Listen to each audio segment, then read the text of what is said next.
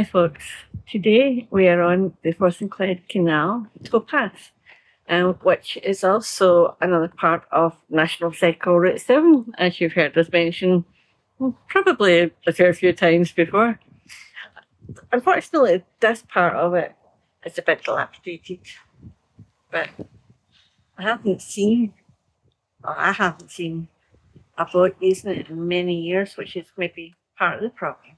Do you think he's having bicycles around the canal? I would probably imagine it because there are plenty of trolleys in there as well. We'll get to that in a minute. We've got some rather unusual things to show you today, an unusual topic, so let's go.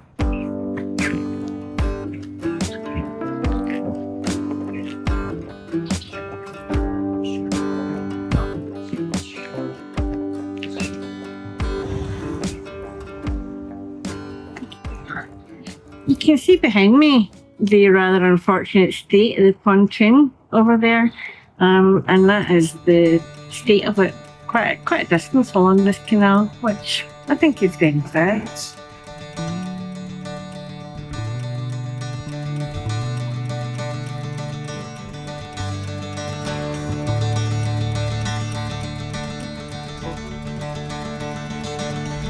Certainly still good for this majestic bird that still uses the canal, that's for sure. Do you think swans can get tetanus?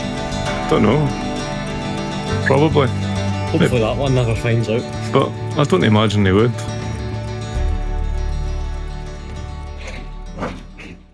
Behind me, this is the road, the bridge that's been over the canal for all the traffic, and that road itself is called Bowie Road.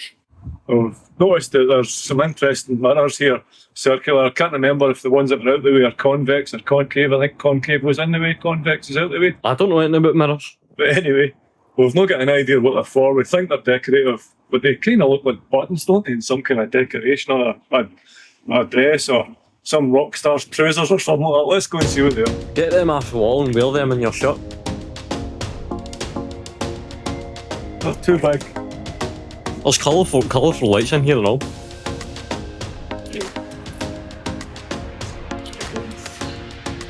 So as you can see, we've got big huge strip of lights. They're quite nice. It's nice at the moment. It's lovely when it's really dark here. And again, being part of the cycle route, it just adds to the different aspects of it. But look at these things, look at this, look. I have no idea who came up with this idea of these mirrors. What? The mirror's not all in a tower? I think that's about 9 of them. I don't know who the artist was that designed this. Maybe they get practical purpose. We'll see, some of them are. That one doesn't look as if there's got any mirror left on it. Neither does that end one.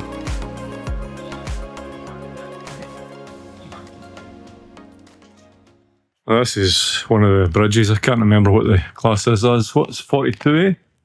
That one's, yeah, it's 42A, but when the Brigadier Commander is 43. So the road bridge is 43 and that's 42A.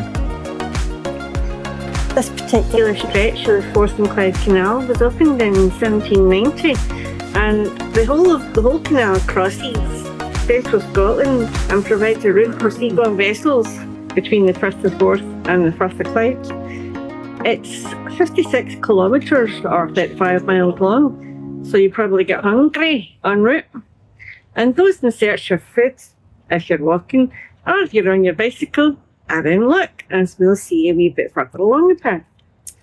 This part of the cycle route and the canal is in the historic shipbuilding town of Clydebank, which, as you can see behind me, hosts many shops and other amenities.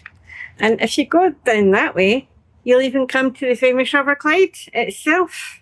And there's a wee bit about that later on. Behind me, you can see the bandstand. Now, this is typical of the bandstands in many of the towns and villages across Scotland.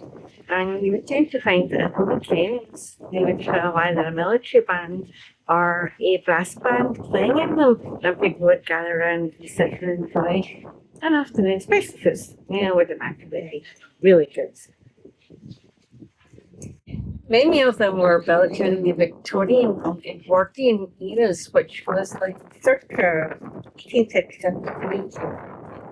And a lot of them were made by the iron foundries in the city of Glasgow, like Walter McFarlane and Company, Saracen Foundry, and George Smith and Son Foundry, which are renowned for their intricate iron form cast iron. You can see as the bear zooms in on it, the features that I was just talking about. You've got a rounded dome at the top with a little like spire on it, sloped roofs, and then beneath that you've got the ornate columns with the sort of like filigrees kind of stuff on it. And then further down towards the fence that encompasses it all, you've got like it's almost like little flowers. It's like flowers, you know, in pots and things like that, and that goes all the way around it.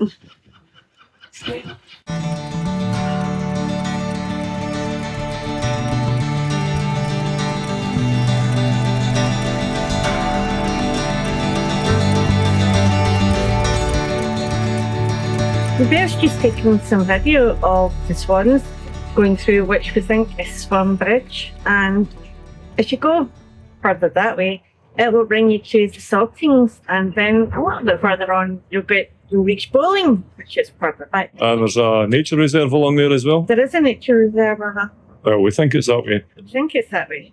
Also, what the unicorn meant to say is the bridge which we think is Swan Bridge. Now this is the inside of the bandstand, and you're looking at the roof. It's an interesting structure. And centrally, you get an octagon. It's not interesting.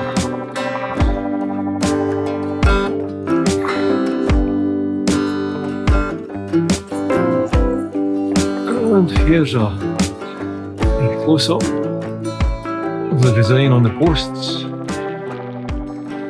We're now passing bridge 42. Which is fenced off. Any ideas, any speculation on why they're fenced it off? Council would have fenced it. Perhaps because you can't sail through there with all the trolleys scraping your underside. Well, it's fenced off for people walking. Oh, I see why, look. There it is, people. Oh, They just come in a wee bit. It looks like it's tipping over. For whatever reason, it's listing to the side. So it's a dangerous bridge.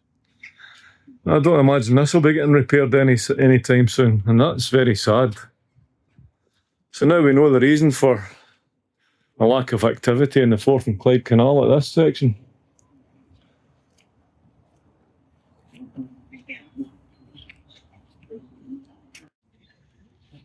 As the trolleys, Jack.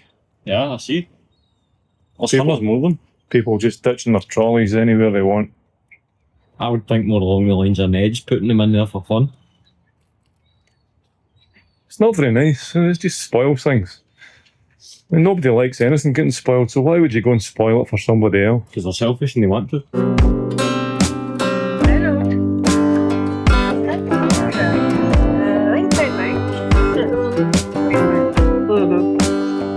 We're just going to be wandering along and looking at the state of the canal. There must be about at least a dozen Asda trolleys in it.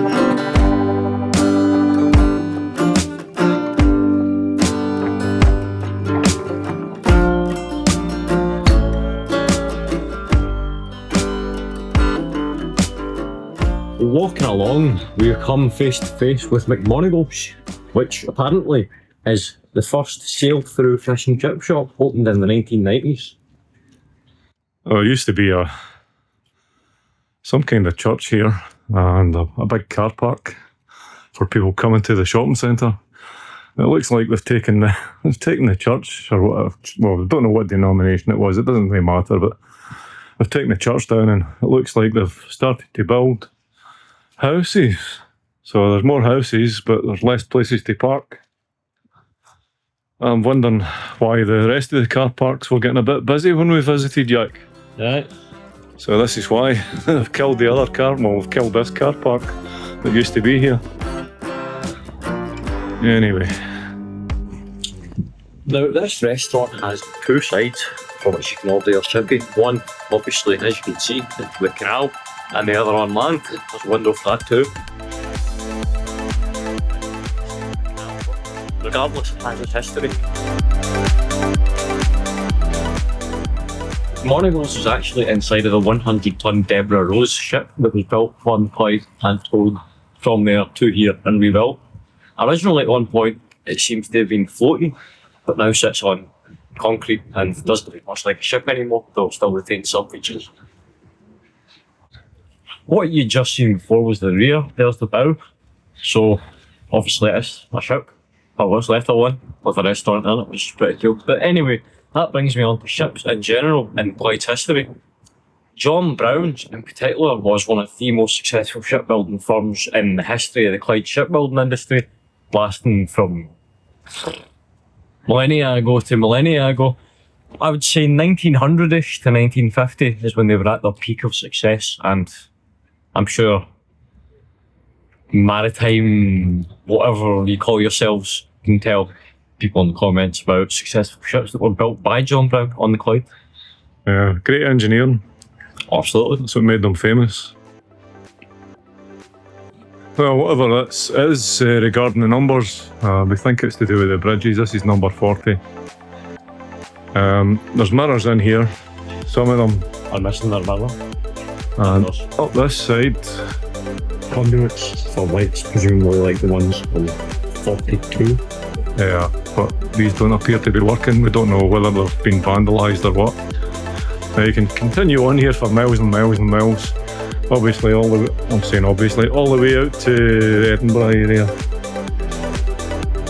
We're going to cross over to the other side now, where we have a lovely young lady who's going to tell you more about McMonagles. Yeah, hiya. Oh yeah. My name is Debbie Riley, and I work here at McMonagles Fish and Chip Boat. It's a family-run business, and it's been here for 31 years, almost 32 years. So my parents created it, built it. It was built in Campbelltown Shipyard. It was then towed into Clydebank and then put together and all welded together, and then that's when all the interior was done. Again, been family run for 31 years. Our special dish is, of course, fish and chips. That's our main thing. That's our favourite. That's our baby.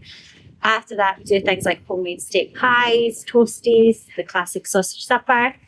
We have now ventured out into TikTok food, so anything like a cheese pool. We're doing sausage supper pizzas and loaded fries, and our most popular dish at the moment is the battered baked potato. So I like to do new things, interesting things, get all generations coming, all welcome fish teas, battered baked potatoes, things like that. The restaurant is upstairs. It's very busy. It seats over 100 people. Very family friendly. We've got good kids menus. We also sell cocktails and beers. And then downstairs you've got our takeaway, which is so busy. We then do deliveries, and we also have a sail-through. So sail-through is on the other side of the boat. Instead of a drive-through where you bring your car up, you bring your boat up, mostly barges. During the sunny weather, we sometimes get a few tipsy customers that have stole maybe their children's wee paddle boats, and they come up the canal, they come up to the window and they ask for a bag of chips. Oh, that's interesting. We happily serve. It's very fun. We also have the outside seating, again, which we maintain. Very busy in the summer. You can drink out here as well, so it's great. Best thing about the boat, I think, is that it's been here so long. We're so familiar with so many of our customers, and we're so familiar with our staff. Our staff, Jane, for example, my manageress, who's been here for 20 years. The fryer is my husband. We've had takeaway girls been here for years, or they come and they study in college and university, and then they go off and they do it, but always come back. It's a good family, whether you're family or not, it's a good family business. Very friendly, and we would love everybody to come down. If you've tried us or not, come give us a visit. Thank you very much, Debbie. Very much.